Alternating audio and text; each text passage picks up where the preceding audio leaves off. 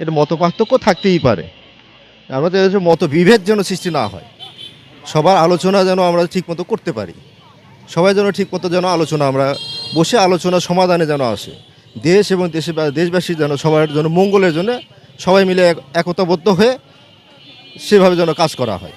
আমরা প্রত্যাশা করি সবাই মিলে আমরা আমাদের এই দেশ, প্রিয় মাতৃভূমি, এই দেশটাকে সকল রাজনীতির ঊর্ধ্বে রেখে সবাই সম্মিলিতভাবে দেশটাকে সুন্দরভাবে গড়ে তুলি।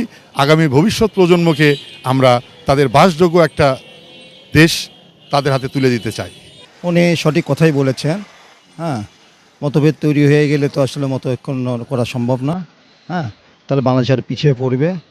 আমার মনে হয় উনি সঠিক কথাই বলেছেন।